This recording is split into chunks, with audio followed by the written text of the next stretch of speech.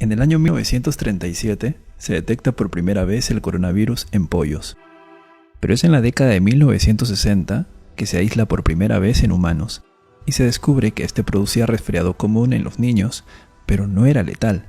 En la actualidad, estamos ante un agente que sí cobra víctimas, sin embargo este virus no es netamente nuevo como lo hacen ver las noticias. Es así que el día de hoy te contaré la historia cronológica de este patógeno y cómo es que se volvió bastante agresivo. Para las personas que nacieron en el año 90-94, probablemente recordarán ciertos eventos que explicaré en un momento. En la década de 1960, específicamente en el año 1962, Dorothy Hamre y John Prochnow, del Departamento de Medicina de la Universidad de Chicago, encontraron el coronavirus. ¿Y cómo lo hallaron?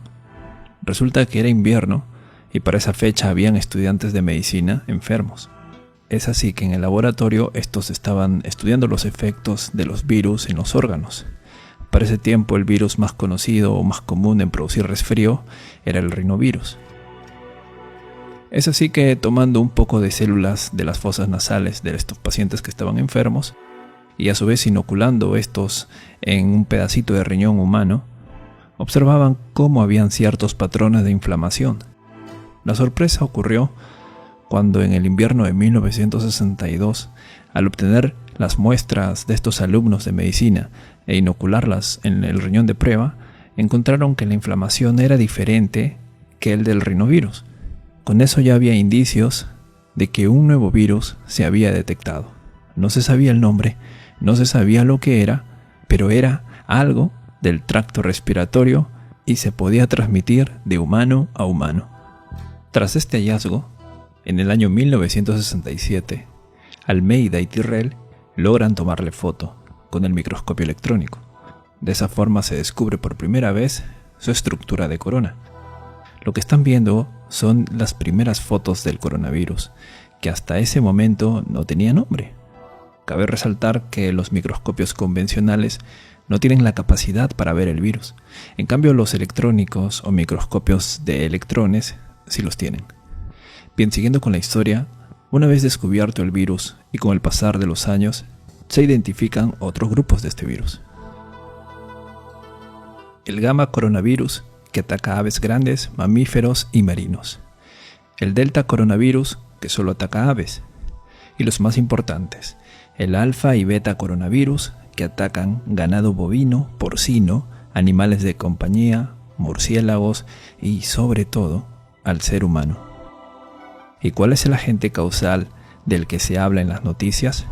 Pues nada más y nada menos que el beta coronavirus, que como les había dicho, hace años no daba problema alguno, ya que era un resfriado común.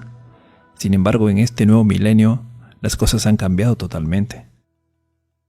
Es así que en el año 2002, como algunos recordarán, informaban mucho en las noticias sobre el fallecimiento de personas por neumonía atípica. Resulta que en ese año China afrontaba el surgimiento de una nueva neumonía, más potente, más letal.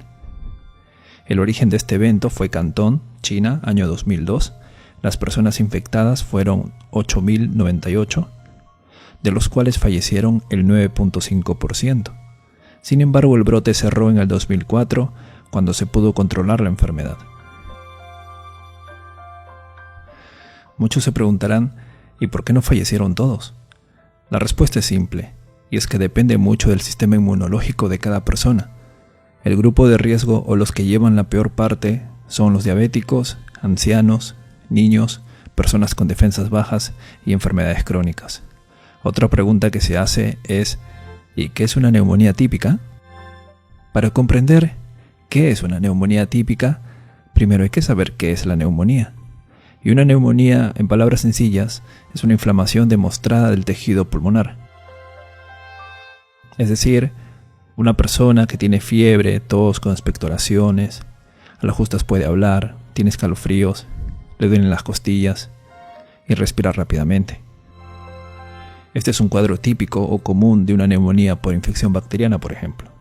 Sin embargo, en el 2002 ese coronavirus producía síndrome respiratorio agudo severo, que en otras palabras serían los mismos síntomas que les acabo de comentar, pero que sea de manera más rápida. Y la persona se asfixia, no puede respirar, además se le suma dolores musculares y fiebres muy altas. Esto fue lo que salía en las noticias ahí por el año 2002-2003. Felizmente pudieron controlarlo, es decir, aislaron a las personas enfermas para que no contagien y les daban tratamiento esperando que se sanen. Sin embargo, hubo como 800 fallecidos. Bien, el siguiente evento ocurre en el 2012 y hasta el día de hoy sigue activo. Se trata del mismo virus, el beta coronavirus, pero esta vez en el Medio Oriente. Por tal razón, el diagnóstico es síndrome respiratorio severo asociado a Oriente Medio o Medio Oriente, que es la misma enfermedad que ocurrió en China en el 2002, solo que esta vez el lugar de origen fue Arabia Saudí, por la misma neumonía típica. Lo que sucede es que en este país no hay un control tan estricto como el que hizo China. Y los medios de comunicación, pues, ni lo han hecho notar, ¿no? Con esto ya tenemos la información de que el virus siempre ha estado, solo que produce una neumonía muy potente y si uno tiene defensas bajas corre mucho riesgo.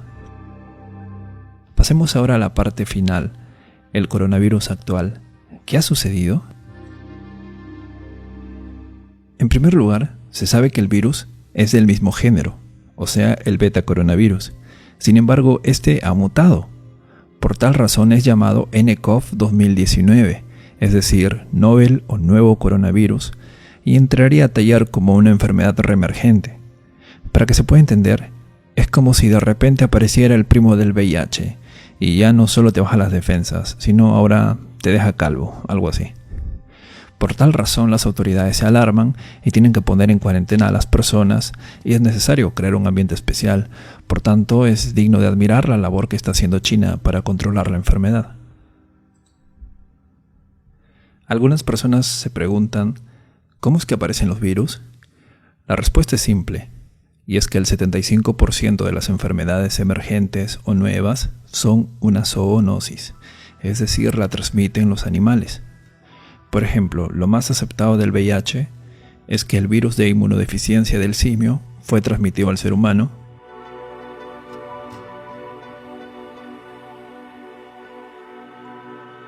pudo acoplarse en este y a su vez mutó para ser transmitida solamente a otros humanos.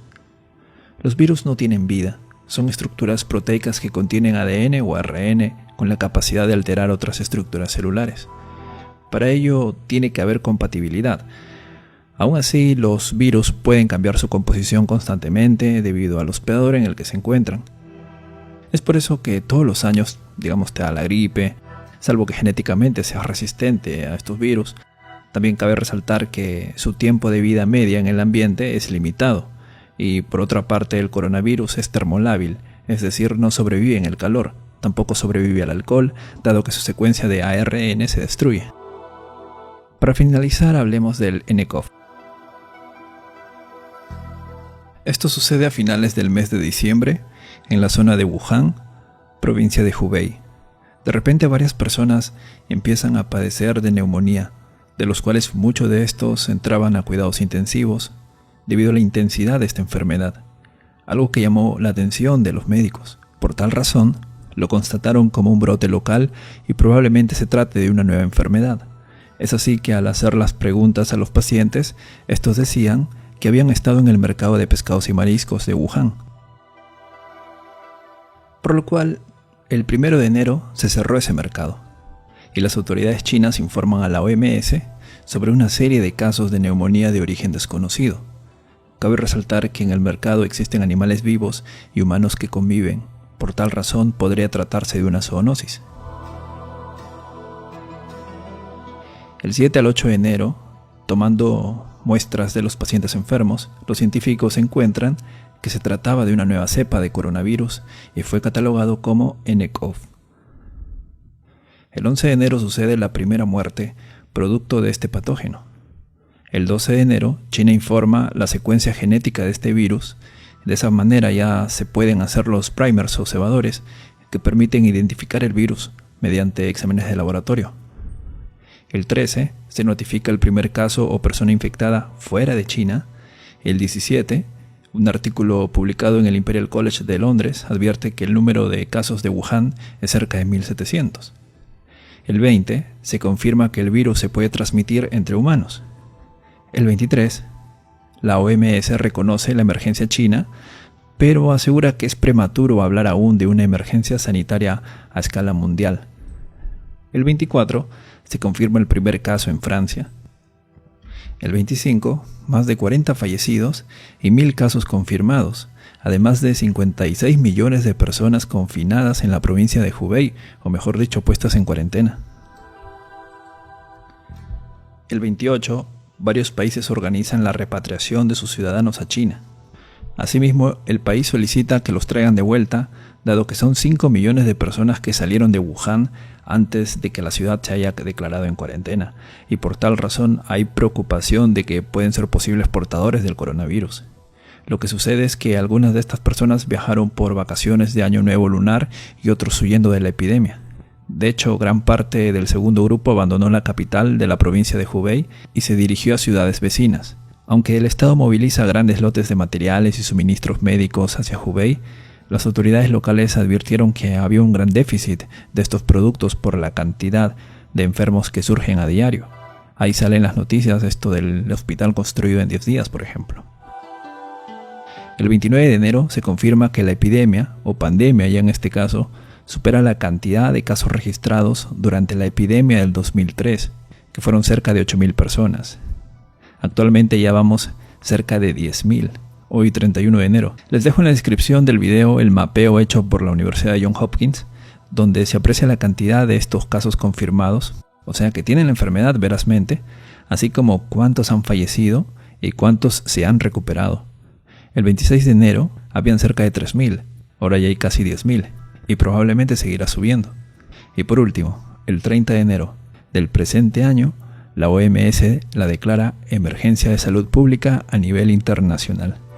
Entonces, estimados amigos, estamos bajo una amenaza en la cual se está haciendo todo lo posible para controlarla. Lo mejor que se puede hacer es alimentarse bien para aumentar las defensas y evitar en lo posible contacto con personas con problemas respiratorios y que hayan venido de Asia. Y si la enfermedad ya está en tu país, evitar el contacto con enfermos de carácter respiratorio, dado que la enfermedad se transmite por gotas de saliva o secreciones de pacientes, ya que estos contienen viriones y pueden sobrevivir horas. Si una persona infectada estornuda y se tapa con la mano, su mano está contaminada, y si con esa mano toca un botón, pues lo contamina. Si saludas en la cara a alguien infectado, pues terminas contaminándote la cara.